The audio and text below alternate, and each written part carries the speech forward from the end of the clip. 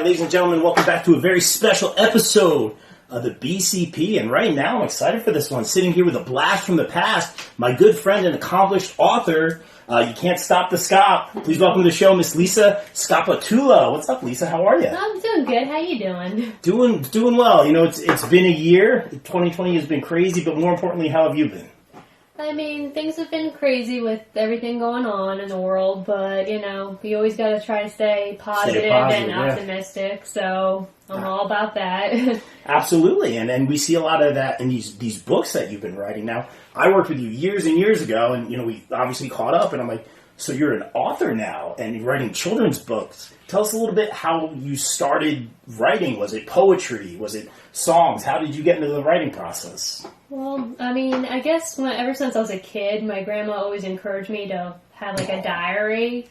And, you know, she always told me to write down my thoughts and my feelings.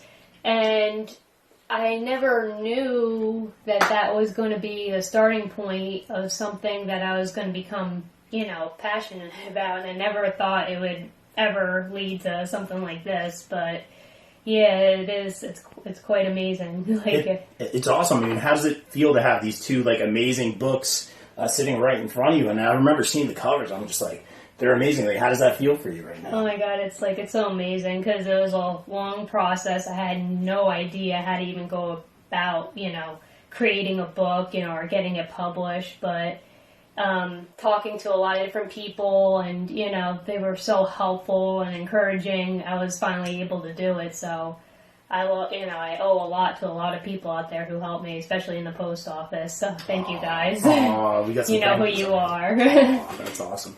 But let's start with this one straight off the gate, right? Yep. Coming straight off the gate. Tell us a little bit about, you know, this is such like a cool book. If you look at the cover, those, you know, on audio obviously can't see it, but I know it is available on Amazon.com, correct? Yes, it is, and Kindle. And Kindle, all that good stuff. Yep. Don't worry, Lisa, we're all about the shameless promo here, so please plug away. But those who are watching right now, you can see the cover, something that caught my attention right away. It's just got like a great look with the dirt bikes and the motorcycles and kind of a persona for each one. So tell us a little bit about the backstory behind, I should say, straight off the gate. Okay, well, basically, I was working at the post office. I don't even know how it came about, but, like, I was telling, like, a bunch of the guys that I've always wanted to learn how to ride a motorcycle. Okay. And, you know, they're like, oh, you should ask Phil. He used to race motorcycles, so if anybody can teach you, it's him. Okay. So I was like, you know, and I was like, well, I don't know him too well. I mean, I knew he was a nice guy and everything, but I was just like, you know, well, I'm not going to bug him, you know, and I just kind of went about, you know, doing my job. And then, he actually came up to me and said, hey, I hear you're looking to ride. And I'm like, wow. Yeah, I definitely would love to learn. And he's like, you get the bike and I'll teach you. And I'm like, you know, great. And everybody was telling me to, like, you know, he's a good guy, Lisa. You know, you don't have to worry about him. He's just a really nice guy and he just loves to help people. Aww. So I went ahead, I got the dirt bike, and turned out I loved it so much, you know, like I didn't expect to love it as much as I did. And he actually would take me to the races and stuff, and I got really into that, and that inspired the book straight off the gate. That's awesome. And, like, my bike was like a mix between a dirt bike and a regular motorcycle. It's a dual sport. So that kind of inspired my story here. No, that's awesome. So what was it like for you learning how to ride? Because that's something I want to try. I mean, not all the time. I think I would be terrible, but it sounds like a lot of fun. Oh, it is. I mean, you know, when you first get on, like, just like a normal bike, you know, you have a couple days, but, you know, you get back on, and, like, you know, after the third or fourth time, I actually, like, stayed on. Yeah. And then, like, the next day, like, I was going around in circles, going through cones, and he had, like, a little dirt hill in his yard. And I don't know what made me do it because it was only my second day of riding, but I just went over it, and he was just like, wow. He's like, have you ever thought about racing? I'm like, not really, but you know what? It kind of sounds like fun now. I was going to ask you the same thing. It sounds like you took to it pretty naturally. Is that something you still think about, like maybe doing the racing thing? Or? I mean, a little bit. I guess it's like hard because of everything going on right now, but sure. I definitely want to get better. Like, I really want to get high on my jumps and stuff like that. Like, I mean, crazy. Yeah, I just upgraded to a real dirt bike. Oh, yeah? Yeah, Husqvarna. It's beautiful. Uh-oh. So, and it's powerful, so. Oh, boy. Yeah, it's the E150, so. That's pretty cool. So you're doing like the big jumps. Yeah, I mean, I'm not good. Like, I'm not high in the air yet, but I'll get there. Okay, just I'm be determined. careful. Yeah, that's awesome. But let's talk a little bit more about the book. So obviously we know where the dirt bikes and the motorcycles and all that kind of come from. So tell us a little bit about some of the personas of the characters in this book. Okay, well, I want to say Susie Suzuki is a lot like me. She's Great very, name, by the way. Oh, thank you. Yeah, she's very, like, shy, like a good girl. She listens to her parents and stuff like that. And then her cousin, Rhonda the Honda, comes in. Yes. And, like, you know, kind of gets her out of her comfort zone a little bit. And she kind of reminds me of my friend Shalini, who I met at the post office. We became really close, good friends. And she was always kind of like that, you know, like, you know, suggesting us do things that I never would typically do, but she just had, you know, was so full of life and so full of energy that I thought of her when it came to that character. And I guess with Cal Kawasaki, he was like a real gentleman and a real nice guy, and I guess that's something I would want. Right. And, you know, and a guy, you know, as a, you know, so I guess that's what made me think of his character. Right. If you were to meet a friendly motorcyclist. Yeah, Cal Kawasaki, yeah. That's really cool. So obviously, like, reading this book, I read it a while ago, like, it's fantastic. I actually, like, I said this to you, like, look at the cover, those watching, obviously, and again, those listening on the audio version, check it out on Amazon.com, but the cover looks amazing. The illustrator did a great job. It really just pops. You know, I know a lot of the kids take to it right away, but there's also kind of a moral in this story. There's kind of like a personal tale for you. Tell us a little bit about the heart, and, you know, without giving everything away, but the heart and soul behind this straight off the gate. Well, it's basically, it has a little bit of, how do I say, like, it's basically like the family doesn't approve of Cal hanging out with Susie Suzuki because he's a dirt bike and she's a motorcycle. So I'm trying to teach kids a lesson that, like, you can't judge a book by its cover. You know, you gotta accept people for who they are, you know, like one class isn't better than another class. That we're all great in our own way. We're all equal.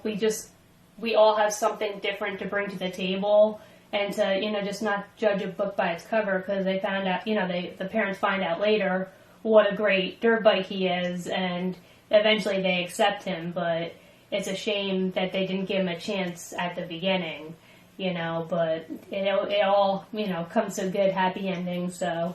But yeah, I try to always, in all my books, I try to have some type of lesson to teach the kids. I think that's a great lesson, especially in the world we're living today, you know, with everything going on. Like, I think it's all time, you know, it's past time that we all get on the same page. Like, I always end the show, I say, stay positive, stay safe, take care of each other. Like, that's what it's all about these days. Should we go, anything else you want to say about Straight Off the Gate, or should we go into the next one? Because Lisa has lots of books. Well, couples now. Yeah, and then I got another one along the way. Oh, so, okay. Yes, but yeah, I guess we can go on to the next one. That's fine. Okay, so the other one, can we see it here? Those watching the video version, another great cover art right here, and this is The Brighter Side of the Moon, correct? Yes. So this one I liked. Little shameless plug. They don't make them like this anymore. You know, a little bit more old school. I dig it. It had a really good message. Again, another really good message. So tell everyone about this one. So, basically, the moon, he looks at the sun and is kind of envious of the sun for all the qualities that he has. So he's really, you know, he's kind of, jealous? Yeah, jealous of him, and, you know, and the sun points out to him, it's like, you know, but I'm kind of jealous of you and what you have to offer. So, like, basically, I think everybody wishes they could be somebody or something that they're not. Right. Like, you know, like, I mean, I wish I was a little taller. I wish I could draw these illustrations, but I can't. I draw stick figures. Like, I'm not good like that. I mean, I wish I was, but, you know, now that I look at it, I'm just thankful for what I have, what I am good at, because it's nice to work with others who have something that you wish they had, had, because you learn a lot from them, and you get to really admire them for who they are. Absolutely. So, like, it kind of, you know, it's all about teamwork, and teamwork really does make the world work. It does. Like, you know, anybody who says, oh, I did this by myself is a complete liar, because everybody has to work with somebody else. Like, I could have never, like, I mean, I think my stories are good, but I don't think they would have popped if that illustrator hadn't done such an amazing job. Dennis Pollux, he did an amazing job. I told him what I wanted, and he was just able to bring the story to life with his illustrations, and I'm just, like, blown away, and I'm like, man, I could have never done it without him, so you gotta be thankful, to work with others who have such amazing talents. Absolutely. And you mentioned there were a lot of people. Like you say, you can't do this by yourself. I mean, this is obviously your heart and soul going into this. A lot of real life stuff going into this as well. But like I always said with my show, like I'm like, it's not my show. It's our show. Like me and the boys or whoever, my brothers and sisters are part of this thing. It's been so great, and everyone brings something to the table. Like literally, this is the table, and people are bringing stuff to it. Like literally. But who are some of the people like that you wanted to thank? You mentioned the illustrator. Who else? Was involved in these projects. Well, definitely my mom and my dad, always inspiring me. Especially, like, I have to give an extra shout out to my mom because growing up, I had a severe learning disability. And, really? It's like a lot of people don't know that, you know. But, yeah, like, I gave her so much credit because, like, she would wake me up, like, 3 hours before school to get up and study with me. And then I'd go to school, then do whatever sport I was doing at the time, and we'd study the rest of the night.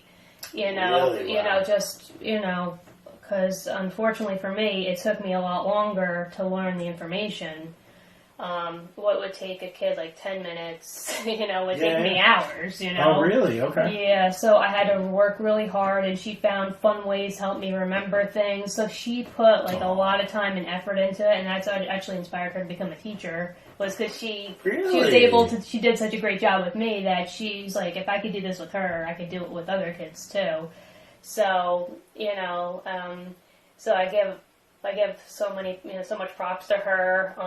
My tutor Anne, she would always help me, because my mom was horrible at math, So unfortunately, she couldn't really help me there. So she got me a tutor, and she actually ended up becoming my best friend. And both my mom and her would proofread the books after once I was done writing them, they proofread it and everything. Really? And, okay. Yeah. So extra shout out to them. Obviously, Bill, who inspired this book, unfortunately, he passed away, but my best bud in the whole world, and I owe so much of this to you. It's all because of you, buddy. I would have never dreamt of, doing this book if it wasn't for you, so I love you.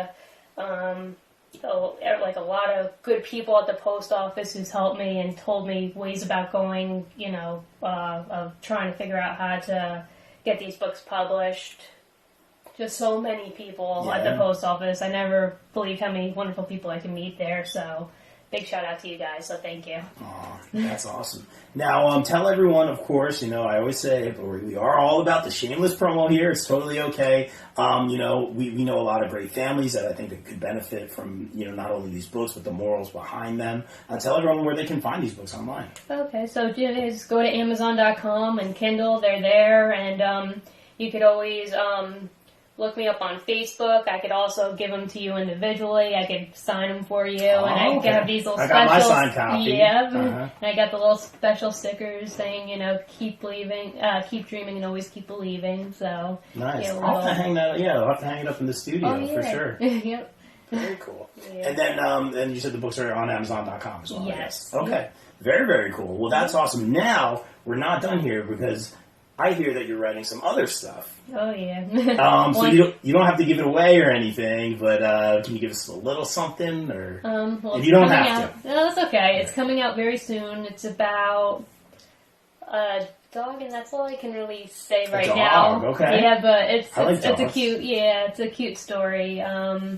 It's about being a rescue, so because I'm all into rescuing animals. I give so much credit to SPCA, all those foundations that help with animals and saving them. My cat's a rescue, and I plan on having a dog in the future, and he or she might be a rescue as well. So, I'm all about that. Like, I feel so bad for these animals that just get dumped on the side of the road, and it's just not fair. They're like, I'm sorry, some people could disagree with me all you want, but I consider them humans. I'm sorry. Yeah.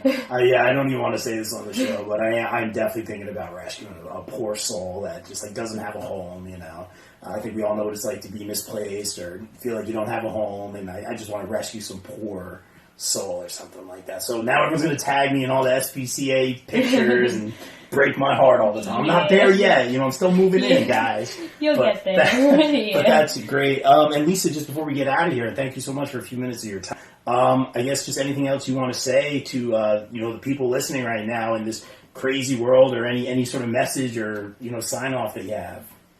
Basically, like, I know things look complicated right now, and I know it's very hard, because trust me, there's a lot of things that have been canceled on my end. I was supposed to go to a lot of libraries reading to the kids and stuff, but if you can, I know it's hard, try to take this time to reflect and, like, just be with your families.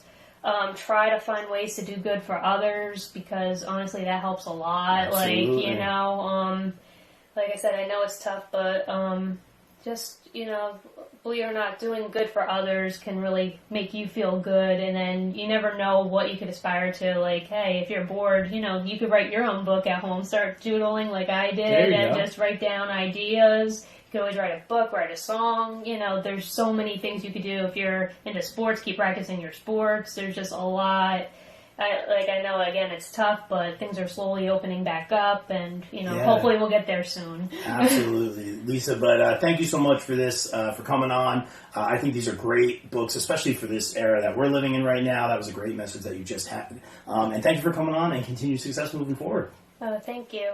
Yep, because I'm going to keep moving forward, because I'm unstoppable, and you can't stop the scop. Oh, she's unstoppable. Can't stop the scop. I love it. She's even got the catchphrases. Yep. Guys, check out the books Straight Off the Gate and The Brighter Side of the Moon on Amazon.com right now. And as I always say here on the BCP, stay safe, stay positive, take care of each other. We are out. Peace. Bye.